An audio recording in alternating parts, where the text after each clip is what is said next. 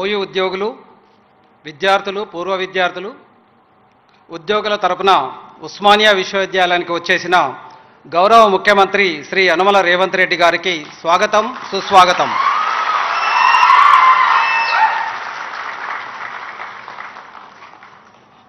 సాంఘిక గిరిజన అభివృద్ధి సంక్షేమ శాఖ మాత్యులు గౌరవ శ్రీ అడ్లూరి లక్ష్మణ్ గారికి స్వాగతం.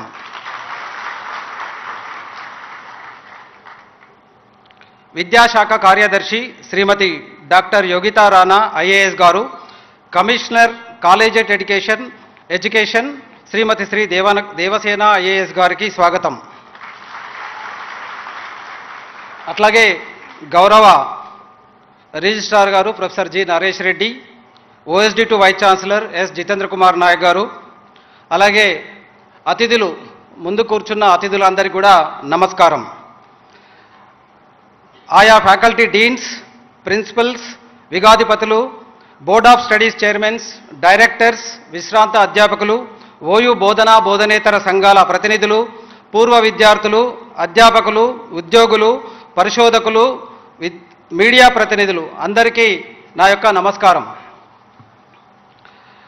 డెమోక్రటిక్ గవర్నమెంట్, ప్రజాస్వామిక ప్రభుత్వాలు అంటే ఏమిటో అబ్రహాం లింకన్ గారు చెప్పినట్టుగా government of the people, by the people, for the people స్ఫూర్తితో మీ డైనమిక్ నాయకత్వం ప్రజాప్రభుత్వాన్ని ఏర్పాటు చేసి ముఖ్యమంత్రిగా మొదటిసారి మన ఉస్మానియా యూనివర్సిటీకి 20 సంవత్సరాల తర్వాత ఒక సీఎం ఈ ఠాగూర్ ఆడిటోరియంకి రావడం అనేది ఈ సందర్భంగా మా విద్యార్థులు, అధ్యాపకులు అందరి తరఫున మీకు స్వాగతం, సుస్వాగతం, ఘన స్వాగతం సార్. మీ స్ఫూర్తివంతకమైన నాయకత్వంలో ఏర్పడిన ప్రజాప్రభుత్వం దేశంలోనే ప్రతిష్టాత్మకమైన 108 సంవత్సరాల ఓయూకు నన్ను వీసీగా నియమించినందుకు ముఖ్యంగా మీకు, మన ప్రభుత్వానికి ముందుగా హృదయపూర్వక కృతజ్ఞతలు సార్.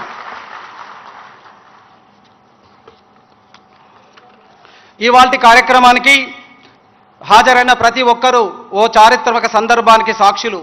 20 ఏళ్ల సుదీర్ఘ విరామం తర్వాత రాష్ట్ర ముఖ్యమంత్రి వర్యులు ఉస్మానియా విశ్వవిద్యాలయంలో పర్యటించడం, విద్యార్థులను ఉద్దేశించి మాట్లాడడం, విశ్వవిద్యాలయ పురోభివృద్ధికి మార్గదర్శకులుగా ముందుకు రావడం శుభపరిణామం. శతాబ్దానికి పైగా తెలుగు రాష్ట్రాలకు, తెలంగాణ ప్రాంతానికి విజ్ఞాన వికాసాన్ని అందిస్తున్న ఉస్మానియా విశ్వవిద్యాలయ రవీంద్రనాథ్ ఠాగూర్ ఆడిటోరియంలో మనం ఈవేళ సమావేశమయ్యాం. ఈ సందర్భంగా ఉస్మానియా విశ్వవిద్యాలయ ప్రగతి, ఇక్కడ విద్యార్థుల ప్రతిభ, తెలంగాణ ఆవిర్భావం, రాష్ట్ర పునర్నిర్మాణం, ఆయా రంగాల్లో ఓయూ విద్యార్థుల భాగస్వామ్యాన్ని గుర్తు చేసుకోవాలి.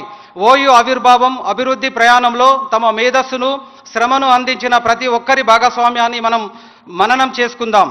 ఉస్మానియా విశ్వవిద్యాలయం 100 ఏళ్లు పూర్తి చేసుకొని ప్రస్తుతం ఓ ప్రత్యేకమైన దశకు చేరుకుంది. తెలుగు రాష్ట్రాల్లోనే అత్యుత్తమ విశ్వవిద్యాలయంగా వెలుగొందింది.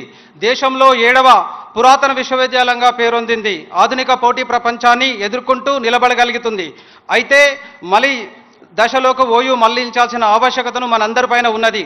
నైపుణ్యాలను అందిపుచ్చుకొని మార్కెట్కు అనుగుణంగా విద్యార్థులను తీర్చిదిద్దాల్సిన బాధ్యతను అధ్యాపకులుగా మనమందరం తీసుకోవాలి. గ్రామీణ, పేద, బలహీన వర్గాల విద్యార్థులు ఉద్యోగాలు సాధించే దిశగా ఆధునిక సాంకేతికతకు తర్ఫీదుకు సిద్ధం చేస్తున్నాం.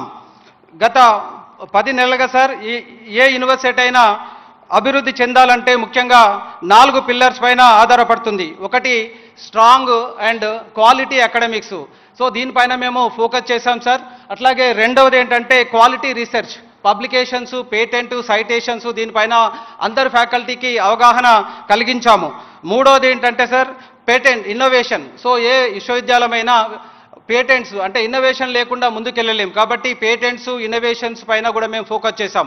నాలుగవది ఏంటంటే సార్ ఇన్ఫ్రాస్ట్రక్చర్, దీనిపైన కూడా ఈక్వల్గా ప్రియారిటీ ఇచ్చుకుంటూ హాస్టల్స్, అట్లాగే క్లాస్ రూమ్ కాంప్లెక్సెస్ ఇట్లాంటి వాటి కూడా మేము ఫోకస్ చేస్తున్నాం. సో గత 10 నెలలుగా వివిధ కార్యక్రమాలు మేము ఉస్మానియా యూనివర్సిటీలో జరపడం జరిగింది. సంఘ సంస్కర్తలు, భారత రాజ్యాంగ నిర్మాత డాక్టర్ బాబాసాహెబ్ అంబేద్కర్, మహాత్మా జ్యోతిరావు పూలే, బాబు జగ్జీవన్ లాంటి మహనీయుల జయంత్యోత్సవాలను 3 రోజుల పాటు జరిపాం. ప్రతిరోజు దాదాపు 1200 మంది విద్యార్థులు పాల్గొన్నారు. అలాగే ఉస్మానియా విశ్వవిద్యాలయం ఆవిర్భావ దినోత్సవం అని చాలా కన్నుల పండుగ జరుపుకున్నాము. దానికి చాలామంది మంత్రులు వచ్చి వాళ్ళందరూ ఎవిడెన్స్ ఇక్కడ కూర్చున్న కోదండరామ్ సార్ కూడా వచ్చి తన కీనోట్ అడ్రస్ ఇవ్వడం జరిగింది. భారత రాజ్యాంగ నిర్మాణంలో డాక్టర్ బాబాసాహెబ్ అంబేద్కర్ పాత్రపై ఇటీవలే సుప్రీంకోర్టు ప్రధాన న్యాయమూర్తి జస్టిస్ భూషణ్ రామకృష్ణ గారు ఇదే ఆడిటోరియంలో కిక్కిరిసిన విద్యార్థులను ఉద్దేశించి ప్రసంగించారు. విశ్వవిద్యాలయ 84వ స్వాతకోత్సవానికి ఓయూ ఛాన్సలర్, రాష్ట్ర గవర్నర్ శ్రీ జిష్ణుదేవ్ వర్మ గారు పాల్గొని ప్రసంగించారు. ముఖ్య అతిథిగా ఇస్రో చైర్మన్ డాక్టర్ నారాయణ్ గారు పాల్గొని భారత అంతరిక్ష పరిశోధన మైలురాళ్లను, ప్రగతులను విద్యార్థులకు వివరించారు. ఈ సందర్భంగా గౌరవ డాక్టరేట్తో నారాయణ్ గారిని ఘనంగా సత్కరించాం. ఈరోజు మనం ప్రారంభించుకున్న 2 కొత్త వసతి గృహాలను ఓయూ అంతర్గత నిధుల నుండి సమకూర్చుకొని నిర్మించుకున్నామని మీ అందరికీ తెలియజేస్తున్నాము. ఓయూలోని వసతి గృహాలన్నీ దేశంలోని నదుల పేర్లతో ఉన్నాయి. విద్యార్థుల మేధస్సు, విజ్ఞానం నదుల్లో ప్రవహించాలని ఆల్వేస్ మేము ఆకాంక్షిస్తాం. కొత్తగా నిర్మించిన ఈ 2 కొత్త వసతి గృహాలకు తెలంగాణ నదులు దుందిబి, భీమా పేర్లు పెట్టాము. దుందిబి డిండి ప్రాజెక్టు నింపుతున్న నది మహబూబ్నగర్ డిస్టిక్లో ఉన్నది. అట్లాగే భీమా పేరు కూడా పెట్టాం. అట్లాగే దుందిబి అంటే విజయం, సో విజయం సాధించాలి. దుందిబిలో చదివి ఉన్న స్టూడెంట్స్ అందరూ కూడా విజయం సాధించాలని కోరుకుంటున్నాం. అట్లాగే భీమా అంటే స్ట్రెంగ్త్, సో వాళ్ళందరూ కూడా మంచి స్ట్రెంగ్త్గా ఏదైనా ఫేస్ చేసేందుకు రెడీ కావాలని కూడా మేము కోరుకుంటున్నాం. కొత్తగా 2 వసతి గృహాలను ముఖ్యమంత్రి గారు పునాదిరాయి వేశారు. వీటి నిర్మాణం కోసం గిరిజన సంక్షేమ శాఖ 10 కోట్ల రూపాయల చొప్పున మంజూరు చేశారు. ప్రస్తుతం జాతీయ న్యాక్ ర్యాంకింగ్లో ఓయూకు ఉత్తమ ర్యాంకు సాధించే పనిలో ఉన్నాం. ఇందుకోసం ఉస్మానియా విశ్వవిద్యాలయం ఐక్యూఎస్సీ విభాగం అవిశ్రాంతంగా పనిచేస్తుంది. రానున్న 3 ఏళ్లలో ఎన్ఐఆర్ఎఫ్ ర్యాంకింగ్లో 20 లోపు ర్యాంకును సాధించాలని ప్రణాళికలు వేసుకున్నాం. ఇందుకోసం ప్రత్యేకంగా సన్నాయత్తం అవుతున్నాం. అట్లాగే క్యూఎస్ వరల్డ్ ర్యాంకింగ్లో కూడా 1000 లోపు ర్యాంక్ తేవాలని అందరూ ప్రయత్నం చేస్తున్నాం. యూనివర్సిటీ నైపుణ్యాభివృద్ధి కేంద్రంగా తీర్చిదిద్దాం. ఓయూలో చదివే విద్యార్థులకు సమగ్ర శిక్షణతో విస్తృత ఉపాధి అవకాశాలు లభించేలా చూస్తాం. జాతీయ, అంతర్జాతీయ విశ్వవిద్యాలయాలతో అవగాహన ఉపాధులు కల్పించేలా చొరవ తీసుకుంటాం. గౌరవ ముఖ్యమంత్రి గారు ఉస్మానియా విశ్వవిద్యాలయ పురోభివృద్ధికి సంపూర్ణ సహకారం అందించాల్సిందిగా మీ అందరి తరఫున విజ్ఞప్తి చేస్తున్నాం సార్. అట్లాగే మా ముందు చిన్న కోరికలు ఉన్నాయి సార్, చాలా పెండింగ్ ఇష్యూస్, అవి మేము ముందుంచుతాము. మా అధ్యాపకులు ఉద్యోగుల కాంట్రిబ్యూటరీ పెన్షన్ నిధులకు సంబంధించిన సమస్య చాలా రోజుల పెండింగ్ ఉన్నది సార్. అందరూ కూడా ప్రతి 3 రోజులకు ఒకసారి వచ్చి ఈ ప్రాబ్లం సాల్వ్ చేయమంటున్నారు సార్. యూనివర్సిటీ తరఫున మా వంతు సహకారాన్ని 100% ఇస్తాం సార్. అట్లాగే క్యాంపస్ భవనాల్లో ఎక్కువ శాతం 60 ఏళ్ల 108 హిస్టరీ ఉన్న ఉస్మానియా యూనివర్సిటీకి 60 ఏళ్ల కంటే ఎక్కువ పురాతనమైన భవనాలు ఉన్నాయి సార్. ప్రస్తుతం చాలా భవనాలు శిథిలావస్థలో ఉన్నాయి. పెరుగుతున్న విద్యార్థుల సంఖ్యలకు అనుగుణంగా పరిశోధనలకు డిమాండ్ తీర్చడానికి మౌలిక సదుపాయాలు ఏర్పాటు చేసుకోవాల్సిన అవసరం ఉంది సార్. సో దీనివల్ల కొంత నిధులు అవసరం పడుతుంది ఉస్మానియా విద్యాలయానికి. కాబట్టి ఈ నిధులు కూడా సమకూర్చాలని మీకు సభాముఖంగా తెలియజేస్తున్నాను సార్. అధ్యాపకుల పదవి విరమణ వయస్సును 60 నుండి 65 సంవత్సరాలకు పెంచడం ద్వారా పరిశోధనల కొనసాగింపుకు అవకాశం ఏర్పడింది సార్. ఇందుకు అధ్యాపకుల తరఫున ముఖ్యమంత్రి గారికి, ప్రభుత్వానికి కృతజ్ఞతలు తెలియజేస్తున్నాం సార్. ఓయూలో తీవ్రమైన అధ్యాపకుల కొరత ఉన్న వాస్తవం సార్. ఇప్పటికే ముఖ్యమంత్రి గారు ఈ నియామకాలకు గ్రీన్ సిగ్నల్ ఇచ్చారు సార్. త్వరలో ఈ అధ్యాపకులు కూడా అన్ని కూడా చేపట్టి ఈ ఉద్యోగాలను కూడా కంప్లీట్ చేస్తామని అనుకుంటున్నాం సార్. అట్లాగే ఓయూ అన్ని రంగాల్లో విజయవంతమైన పాత్ర పోషిస్తుందని మీకు హామీ ఇస్తున్నాం సార్. అట్లాగే ఓయూలో ప్రస్తుతం ఒక ఆరోగ్య కేంద్రం ఉంది సార్. బికాజ్ ఆఫ్ వాళ్ళ రిటైర్మెంట్ ఏజ్ వల్ల కొత్త డాక్టర్స్ ఎవరు రిక్రూట్ కాలేదు. ఓన్లీ మేము కాంట్రాక్ట్ బేసిస్లో వాళ్ళని కంటిన్యూ చేస్తున్నాం సార్. దయచేసి ఒక 4 డాక్టర్స్ను మీరు హాస్పిటల్కు అలాట్ చేస్తే మా ఉద్యోగులకు, మా ఎంప్లాయీస్కి అందరికీ కూడా చాలా బాగుంటుంది సార్. ఓయూ చారిత్రాత్మక వారసత్వాన్ని కొనసాగించడానికి ప్రభుత్వ సహకారం ఎంతైనా అవసరం సార్. కొత్త కార్యక్రమాలు, పరిశోధనలు పెరుగుతున్న నిర్వహణ ఖర్చులకు వార్షిక బ్లాక్ గ్రాంట్లో ఒక 100 కోట్లు ఎక్స్ట్రా ఎవ్రీ ఇయర్ ప్రొవైడ్ చేయాలని కూడా మీకు చెప్తున్నాం సార్. ఓయూ విద్యార్థులు పరిశోధన సహా జాతీయ, అంతర్జాతీయ స్థాయి సమావేశాలకు ఇది ఒకటే హాల్ ఉంది సార్. ఈ మధ్య దాదాపు ఒక 10 ప్రోగ్రామ్స్ ఇంతే సైజులో ఆల్మోస్ట్ 1200+ మా ఫ్యాకల్టీ విద్యార్థులు అందరూ వచ్చారు సార్. మాకు ఇది సరిపోవట్లేదు కాబట్టి ఒక కన్వెన్షన్ సెంటర్ 2500 మందికి సరిపడే ఒక కన్వెన్షన్ సెంటర్ కూడా ఒకటి దీనికి మంజూరు చేయాలని మేము కోరుకుంటున్నాం సార్. అట్లాగే మీరు అక్కడ మా యూనివర్సిటీ అభివృద్ధికి, విద్యార్థుల బంగారు భవిష్యత్తుకు ఒక భద్రత, ఒక భరోసాగా మేము భావిస్తున్నాం సార్. ఈనాటి నుండి నేటి వరకు మన రాష్ట్రంలోని ప్రతి జిల్లా, ప్రతి పల్లె, ప్రతి మూల నుండి మా యూనివర్సిటీకి వస్తున్న విద్యార్థులంతా మొదటి తరం వారే సార్.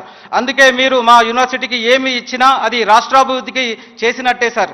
ఇక్కడ మీ మాటల్లో చెప్పినట్టే మీ రాకడ వలన మా యూనివర్సిటీకి నిన్నటి దాకా ఒక లెక్క, నేటి నుండి మరో లెక్క. మేమందరం ఈ విధంగా భావిస్తున్నాం సార్. సో ఈ మధ్య మిమ్మల్ని కలిసినప్పుడల్లా మీరు ఎప్పుడే చెప్తున్నారు, మా తెలంగాణలో ఇప్పుడు భూములు లేవు, మిగతా ఏమి లేవు, మేము చేసేదంతా ఒక విద్యనే. సో విద్యను ఆ తర్వాత వైద్యాన్ని మాత్రమే మేము ఇవ్వగలము. కాబట్టి మీరు ప్రతి వాళ్ళను కూడా మంచి విద్యావంతులుగా చక్కదిద్దండి.